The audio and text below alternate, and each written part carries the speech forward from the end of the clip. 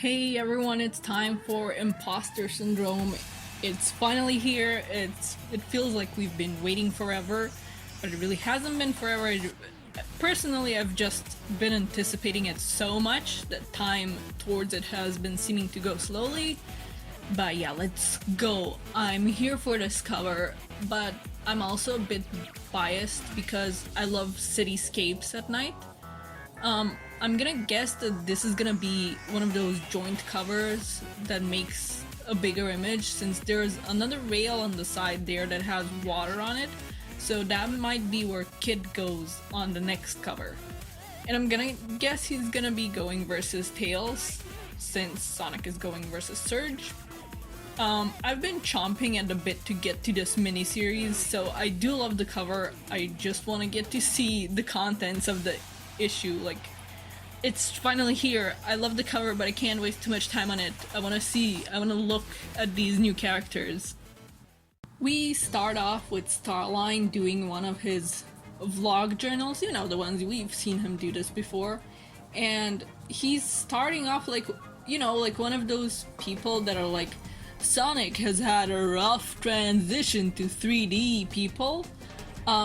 I think they had the Sonic cycle thing going on there too, where it's like, a Sonic game is hyped for, it comes out, it's bad, and the fans are outraged, and then they calm down and then they get hyped for the next game, the Sonic cycle, except for Starline. The Sonic cycle is Eggman coming up with a brilliant plan, Sonic coming along and ruining it with his friends, and then the day is saved and the people rebuild and go back to their lives. And Starline claims that with this, there's no evolution, no vision, no future, because, you know, he's dramatic and he can't let people have nice things. See, he's a dramatic theater kid in villain form. He's gonna rely on theatrics to reshape the world the way he wants, and he's also gonna replace Eggman because he thinks he's studied his shortcomings in his time working with Eggman, and he thinks that he can perfect his schemes. And he's just gonna do it with theatrics. There she is! Her reveal was great, but obviously I won't be posting the full page. Like, we just saw a blur speeding through an obstacle course and being shot at and exploding things as Starline monologues, and then we get to this panel.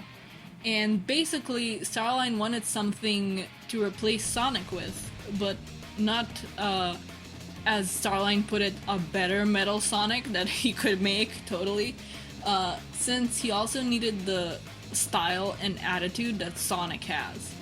So what he meant by theatrics before was he'll play at being the villain like he always has, but he's made these would-be heroes that'll come and stop him, though they're also on his side unbeknownst to anyone else, and the world would be none the wiser.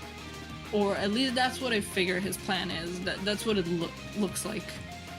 And there he is! Kit. His full name is Kitsune, though I kinda wish it was separated. Here it's all together, and I wish it was separated like Kit Tsunami, to go with Tails' actual name being Miles Prower and being a pun like that. But oh well, I love their design so much. My favorite thing about Kit is how much of his design elements tie into the water theme. Like, he's got the, you know, the markings on the ears that kind of go into being a droplet shape, and the marking on his you know, on his torso, and he's actually got droplets on the undersides of his shoes, and he just looks all, you know, droopy and drippy, and I love that.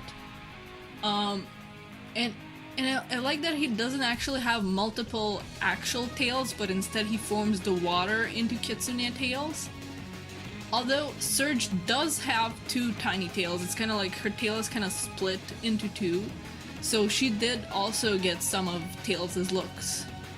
I just want to gush over them a bit more. Like, look at them, they're so cool. Kit can do the thing Tails does, where he propels himself forward with his tails to try and keep up with Surge. I love them, really nice looking. I know we've had them revealed for, what, a month or two now? But actually seeing them in action in the comic is a whole different thing. They get through the obstacle course, or rather, Surge does.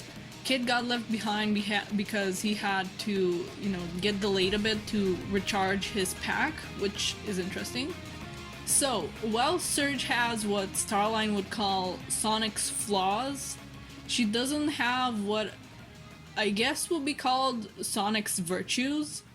Like, yeah, Sonic's got an ego on him, but he'd never leave Tails or any of his friends behind like that, even if it's like an obstacle course, let alone a more serious situation. Unless it's a race, but this wasn't a race. They were supposed to complete it together, and Sonic would not do this. Surge argues with Starline about going ahead with their real mission and even grabs him by the collar, so he does this.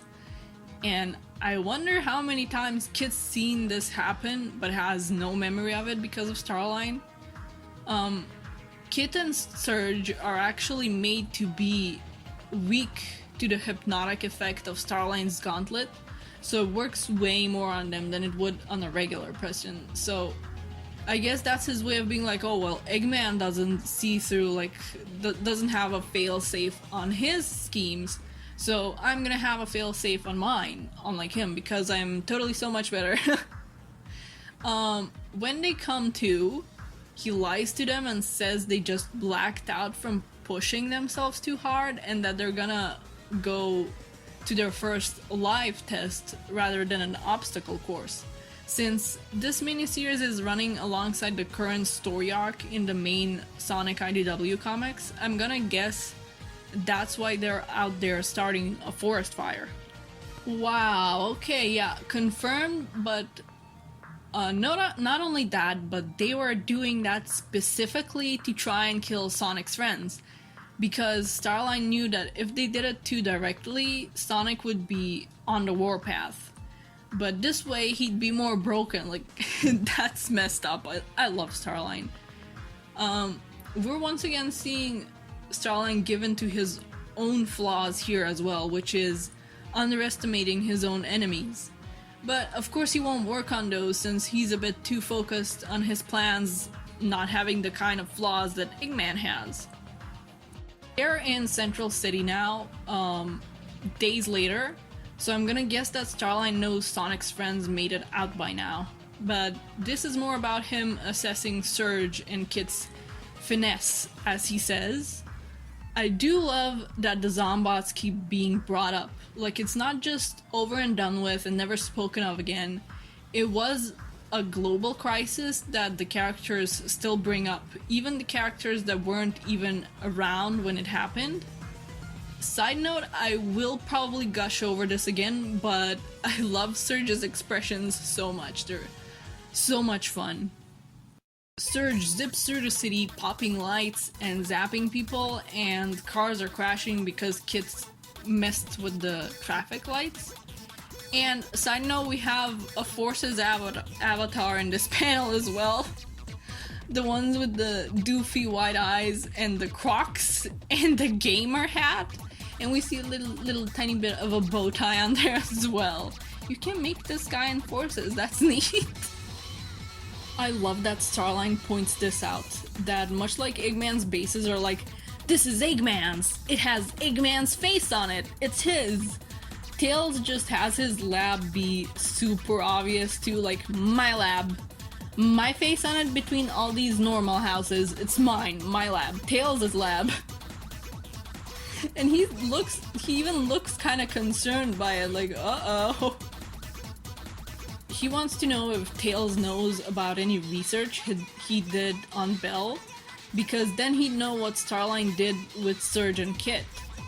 And while Tails' door isn't guarded, Starline can't even open it by using the power core. It's also airtight, so when Kit shows up, he can't even make the water go under the door to open it from the inside. And Surge could maybe brute force it, make a hole in a wall, but Starline wants to do this stealthily, so that's a no-go. And the Zombots got brought up again. Wow, my voice. The Zombots got brought up again. Starline pointed out that Tails learned from the outbreak and upgraded his lab to be harder to get into. So that's nice. Again, it's nice that it's not just forgotten because it's over, and that it still gets brought up and has some minor consequences and changes to how some things work here and there, much like with the forest being dry because it was made out of metal.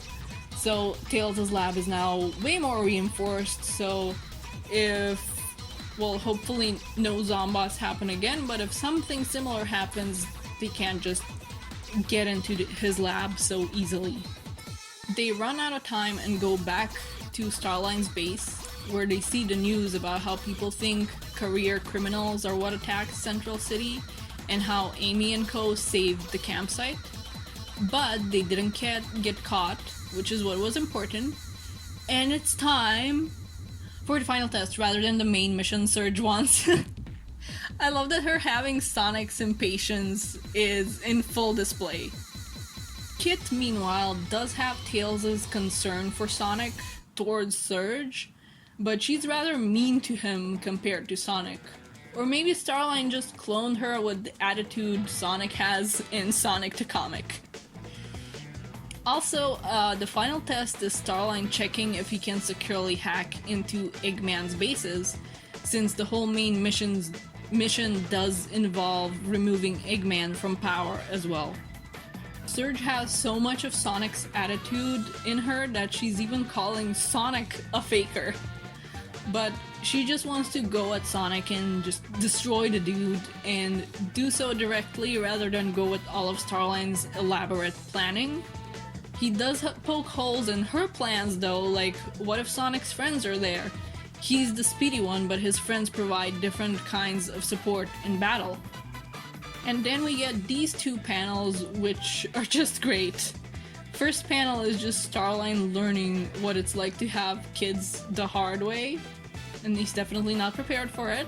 And second panel is, again, Surge's faces are the best. Look at her. She's like a gremlin. I love her. Uh-oh. They start having an identity crisis, basically. Surge not knowing why she's so driven to get at Sonic and go through with this plan, and Kid doesn't know why he wants to help her so bad even though she's so mean to him. So they're kind of going through it right now. Starline just reboots them. I don't know if this is just his wording, but maybe it's a hint that they might be cyborgs rather than outright clones, because, I mean, he did need to study Bell to make them, so maybe. We'll see. Starline's kind of bad at parenting. I do wonder if this is a hint that they're starting to become immune to his hypnosis powers from how often he's used them. Is that a thing that can happen? Okay, yeah, they're starting to become immune to it. And Starline claims that they're gonna even out once they start fulfilling what they were made for. But with how things are going, I think this might end in disaster. And plus, more of his wording is like primary directive and personalities evening out. Maybe they're cyborgs? They come to again, and Starline basically starts gaslighting them. The actual term, not whatever the internet is doing with it nowadays. He's all acting concerned and, oh no, are you okay? And claiming that they glitched out and that Kid helps Surge even though he was also glitching out. And he claims that all the glitching happened because they argued. I do love the way they've drawn him here though, side note. Even twists things up so much to the point that he acts like he wanted to push ahead to the main mission and that Surge wanted to do one final test. What an awful man! And then he just repeats his own plan, acting like this is what Surge and Kid wanted all along. Again, what an awful man, but that's what makes him such a great villain to read. Like, I really don't know how to explain it. Like, you hate what he does, but it's fun to read, you know? And that's our issue. I loved it. I knew I'd love Surge and Kid, but their introduction definitely exceeded my expectations. I loved the way they were drawn, and I loved this issue's expressions as well. I've said it a few times. And I loved how Starline was drawn. I liked that he was just silhouetted with just his glasses showing in a few panels. It really added to how sinister this gets at points, like that he keeps rebooting these two and making them sleep so they won't question or oppose him, and making them think that his own plans are theirs. And this is just the first issue of this miniseries. We still have 3 more to go, and I can't wait what else they have to see what else they have in store. I'm sorry, my words are failing me. But next time we have Stress Test. So we know that they're gonna go for Eggman, or at least to see if they can hack Eggman's bases. So, but because it's called Stress Test, it's like maybe they're gonna actually run into Eggman and fight him. So that will be fun. This is definitely the fun bit of this, is that they're both enemies to Eggman and to Sonic and his friends. So that's fun. I can't wait to see where this goes, and to see if it gets revealed if they're like outright clones, or if they're cyborgs, or just, lifelike robots like Belle is. But yeah, I can't wait. We still have 3 more issues that's so delightful. Plus we have the Road to 50 in the main series, which is happening alongside this miniseries. So that's exciting. But yeah. Oh god, I could ramble about their designs more, but oh, and in this last panel you can see what I was talking about with Surge having split tails. Plus her color scheme is definitely like a combo of Sonic's and Tails's, because she's green. So they both have mixes of both Sonic and Tails' designs, so that's fun, and I could ramble so much about it. Maybe I could make a separate video, but I don't know. I think I've rambled enough. But yeah, I'm excited. I love this. Those are my rambles for now, and see ya when I see ya. Bye bye.